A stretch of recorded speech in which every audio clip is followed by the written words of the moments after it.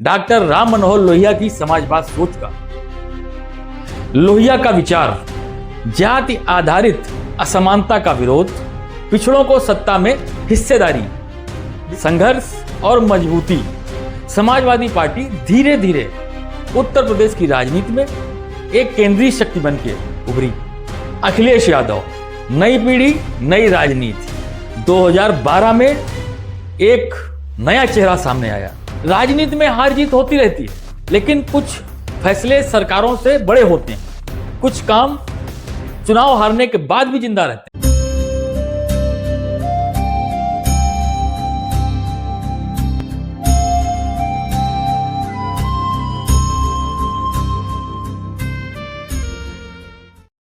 अगर भारतीय राजनीति में समाजवाद की बात होती है, अगर गरीब, किसान, पिछड़ा और अल्पसंख्यक की आवाज की चर्चा होती है, अगर सत्ता के सामने खड़े होकर जनता ही मालिक है कहने वाली राजनीति याद आती है, तो एक नाम अपने आप जहन में आता है, समाजवादी पार्टी। एक ऐसी पार्टी जो सिर्फ चुनाव लड़ने के लिए नहीं बनी, बल्कि एक विचारधारा को जिंदा रखने के लिए पैदा हुई थी। आज के इस वीडियो में हम जानेंगे समाजवादी पार्टी की पूरी बायोग्राफी, इसके वैचारिक मूल, मुलायम सिंह यादव जी का संघर्ष, सत्ता की ऊंचाइयां और विवाद, अखिलेश यादव जी का एक युग आया, हार जीत और भविष्य की बातें। तो ये वीडियो को अंत तक जरूर देखिए, क्योंकि कहानी एक पार्टी की नहीं, उत्तर भारत की राजनीति की आत्मा की कहानी है।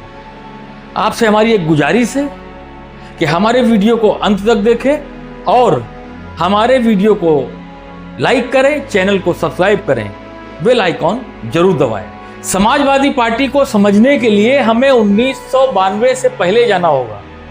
भारत की आजादी के बाद एक बड़ा सवाल था, क्या देश सिर्फ अमीरों से चलेगा या गरीब, किसान और मजदूर भी सत्ता में हिस्सेदार होंगे। यहीं से जन्म हुआ डॉक्टर राम मनोहर लोहिया की समाजवाद सोच का।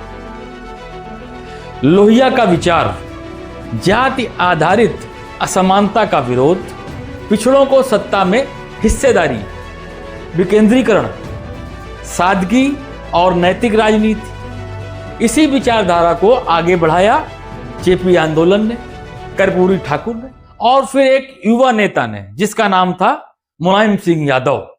उत्तर प्रदेश के सैफई गांव में जन्मे मुलायम सिंह यादव जी ना किसी राजनीतिक घराने से थे, ना उनके लिए सत्ता आसान थी। वे एक शिक्षक थे, पहलवानी उनका शौक था। फिर छात्र राजनीति में आए और धीरे धीरे समाजवादी आंदोलन के मजबूत स्तंभ बने। सत्ता के संघर्ष और कांग्रेस का वर्चस्व, आपातकाल, समाजवादियों पर दमन, जेल की यात्राएं, लेकिन मुलायम सिंह जी झुके नहीं। उनकी राजनीति का एक ही मंत्र था, जो कमजोर है वही मेरा है। 4 अक्टूबर 1992 देश एक बड़े राजनीतिक मोड़ पर था।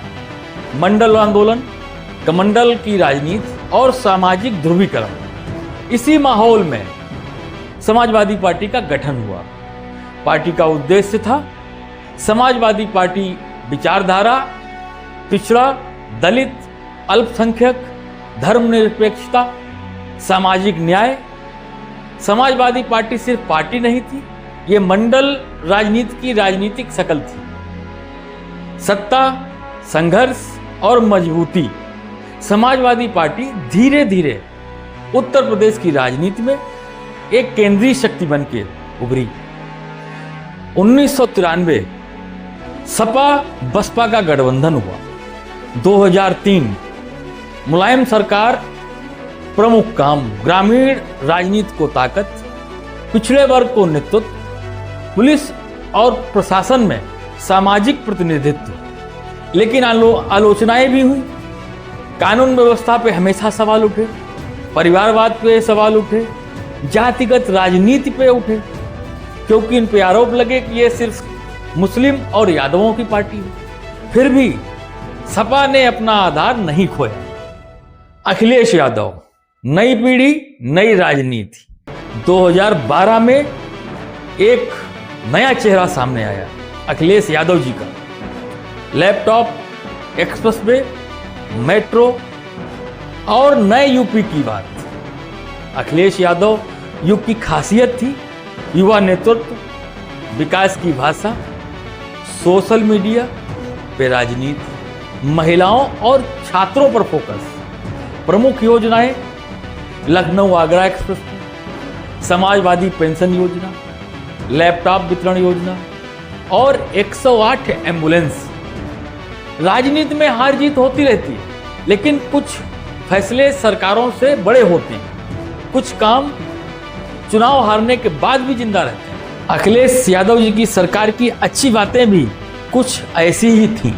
अखिलेश यादव सरकार पोस्टर राजनीति में विश्वास नहीं रखती थी। उन्होंने वो किया जो कैमरे से ज्यादा जमीन पे दिखता था। एक्सप्रेस पे, metro, flyover, medical college, IT city योजना, ये सब एक चुनाव के लिए नहीं था, एक पीढ़ी के लिए था। किसान जब सड़कों पर नहीं होता था तो उसकी आवाज कम सुनाई देती थी, लेकिन अखिलेश सरकार ने किसानों का कर्ज माफ किया, गन्ना भुगतान तेज किया, मंडी व्यवस्था को डिजिटल बनाया। ये क्रांतिकारी नहीं था, लेकिन जरूरी था। समाजवाद नारा नहीं, नीति।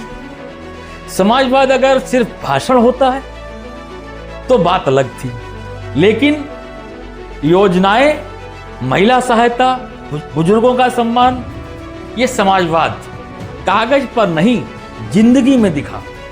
अखिलेश यादव जी वोट बैंक की भाषा नहीं बोलते थे। वे कहते थे यूपी के सभी नागरिक एक हैं, दंगे कम हो या ज्यादा, लेकिन ये सच है, उनकी नीयत पर कभी सवाल नहीं उठा सका कोई। आज जो युवा राजनीति में सवाल पूछ रहा है, उसकी शुरुआत अखिलेश जी के दौर से हुई। लैपटॉप योजना पर हंसी उड़ाई गई, लेकिन उसी पीढ़ी ने आज सोशल मीडिया पर राजनीति बदल दी। अखिलेश सरकार परफेक्ट नहीं थी, लेकिन ईमानदार कोशिश थी, और लोकतंत्र में कोशिश भी इतिहास बन जाती है। उत्तर प्रदेश सिर्फ एक राज्य नहीं, ये राजनीति की प्रयोगशाला है। यहाँ नेता नहीं, मॉडल चुने जाते हैं, है ना। इतिहास ये याद रखेगा कि अखिलेश यादव जी यूपी के सबसे युवा मुख्यमंत्री थे। उन्होंने विकास को धर्म और राजनीति से ऊपर रखने की कोशिश की। उन्होंने डर से नहीं, संवाद से शासन किया। शायद यही उनकी सबसे बड़ी ताकत थी, और शायद सबसे बड़ी कमजोरी भी यही थी। अब सवाल ये नहीं कि कौन सही था, कौन गलत। सवाल ये है उत्तर प्रदेश को क्या चाहिए, तेज लेकिन सख्त शासन, या संवेदनशील लेकिन समावेशी विकास। ये फैसला नेता नहीं करता, ये फैसला आप करते हैं। जब समाजवादी पार्टी की सरकार थी तो उसमें बहुत सी योजनाएं चालू की। बड़े पैमाने पर हॉस्पिटल्स को मॉडर्न बनाया गया, डॉक्टरों की भर्ती हुई। उस समय हमारी भी पोस्टिंग हुई थी, हमारा भी ज्वाइनिंग 2013 का हुआ था। मेडिकल अफसर के रूप में हमने भी तैनाती ली थी, और कोई पैसा नहीं पड़ा था। ऐसा नहीं कि नौकरी नहीं थी, नौकरी थी। पैसे वाली भी बात लोग गलत कहते हैं। हमसे उस समय एक भी पैसा नहीं पड़ा था, और अच्छे से हमने नौकरी की। धीरे धीरे समय बदला, राजनीति बदली, फिर पता चला परेशानी पैदा करने लगे लोग। हार मानकर 2020 में हमने रिजाइन कर दिया। तो देखा जाए तो हमको भी नौकरी अखिलेश यादव जी की सरकार में मिली। लोकतंत्र में आवाज सबसे बड़ी होती है, और उत्तर प्रदेश की आवाज पूरे देश की दिशा तय करती है। आज की समाजवादी पार्टी PDA पिछड़ा, पीड़ित, दलित, अल्पसंख्यक, संविधान की रक्षा, आरक्षण, संघवाद आलोचक कहते हैं, जातिवाद समर्थक कहते हैं, सामाजिक न्याय सच शायद इन दोनों के बीच कहीं है। क्या समाजवादी पार्टी फिर से सत्ता में आएगी? 2027 उत्तर प्रदेश की राजनीति का अगला इम्तिहान है। प्रश्न कई हैं। क्या अखिलेश जी विश्वसनीय CM चेहरा बनेंगे? क्या युवा वोटर जुड़ेगा? लेकिन एक बात तय है, जब तक सामाजिक असमानता रहेगी तब तक समाजवादी राजनीति होती रहेगी। उत्तर प्रदेश की राजनीति में 2027 में क्या होगा ये तो समय तय करेगा। लेकिन एक बात तय है, अखिलेश यादव जी की पॉपुलैरिटी भी बढ़ी है। बाकी आपकी क्या राय है ये हमें कमेंट बॉक्स में बताएं। 2027 में कौन आएगा, आप किसको मुख्यमंत्री चुनना चाहते हैं, ये हमें कमेंट बॉक्स में बताएं। उम्मीद करेंगे आपको आज का हमारा ये वीडियो पसंद आएगा। चैनल को सब्सक्राइब करना ना भूलें, वीडियो को जरूर लाइक करें, इससे हमारी हौसला अफजाई होती है। आपका एक लाइक हमारा उत्साह बढ़ाता है। मिलेंगे एक नए वीडियो के साथ। नमस्कार, जय सिया राम।